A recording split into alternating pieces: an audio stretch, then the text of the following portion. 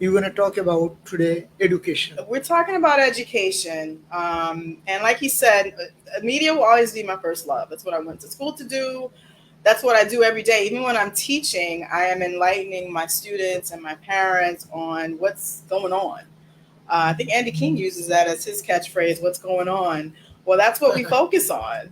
Um, the truth, though, that's what I want to talk about today. Because as an educator, a journalist, an entrepreneur, I hear a lot of things about the medium, about the sector of education, and a lot of it is just not truthful, Mr. Noor. It's not truthful. And so today, especially with school being back in session nationwide, worldwide, I just want to give our audience some insight on not only what's quote unquote wrong with our public education system, but what I think we can do to make it right. I don't want to just be negative.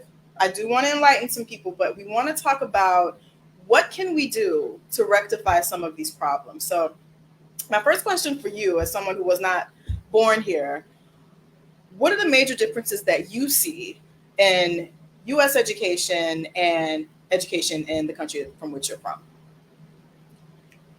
Thank you very much. And be honest. This is a truthful show.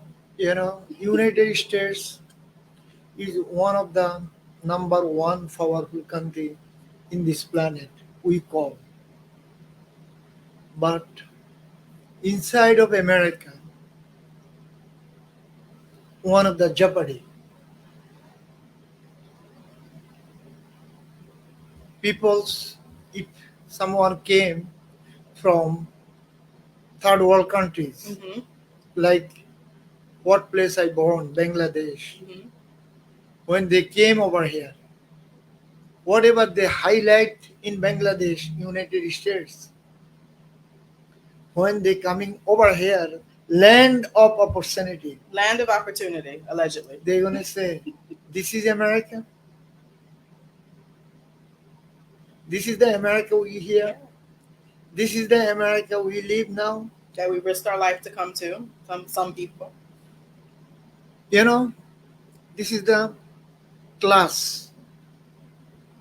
Number one, race, religious, class, Mm-hmm. education. Mm-hmm. So many issues Mm-hmm. is over here. Yeah, If these things is not solved, always is going to be jeopardy. absolutely.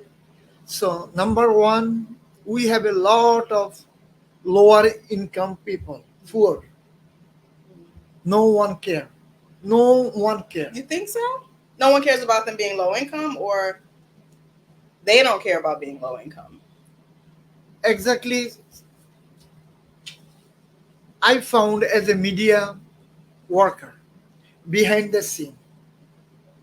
Behind the scene, as a truth, you tell me first, so many media not telling the truth. Absolutely.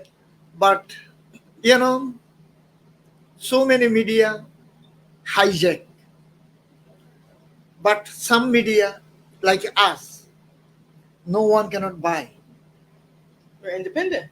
Totally truth, fair, and trust. Number I call number one. Behind the scene, our investigation team, we found so many people in city of New York, city of LA, city of Chicago, city of Detroit. Mm-hmm. They like to stay poor Mm-hmm. and they like to stay always, Yeah. always their own way. And so many peoples coming from other nations, also other religions, they have, I don't want to say anything wrong, like you and me, we have one kids or two kids, we cannot support Hmm. barely university cost, school cost. Believe me or not, some Latino. family. So many. I found 10, 12, Mm-hmm. 14 kids. Yeah. And And they're surviving just fine. and some also religious Jews family, 22 kids. Yeah. Do you believe that? I believe that. But why? And And how, rather? How are they and able to do that? and who supported? I am. So With my taxes, and that's my so issue. exactly, support by federal government, support by city of New York, state of New York. So what is the state gonna do? What is the city gonna do? What is the federal government do? So many education we have to do over here. So federal government job, they have to educate our people who coming over here. First of all, like family plan, fam- family plan. They have to educate family plan. Okay, Do they? of course, they have to educate family plan. Then they have to educate their education system. Yeah. Then they have to educate their work system, healthcare system. If otherwise, otherwise, school. We're turning into a third world country. Otherwise, believe me or not, we are always gonna be hell. Yeah. Always gonna be But jeopardy. what I'm telling you from what I have seen, like I said, this is going on almost 20 years, 18 and a half years, almost 19 years that I've been doing this, teaching children, working with children, working with parents, working with families in totality. And I think I got my greatest glimpse of what may be wrong when I worked with Bronx families, Bronx children, and I saw how much people in the United States take things for granted that other people in the United States are paying for. And what happens is you don't really miss something until it's gone. So now with Trump, who I would never vote for in a million years, threatening to take away a lot of these liberties that people have literally died for, now everybody's eyes are waking up and opening, but now it could be too late.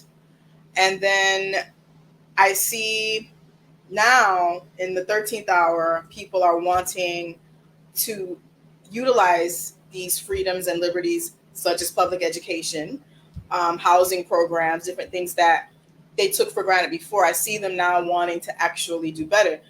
But I also see immigrants coming here and capitalizing on all these things that we as Americans took for granted.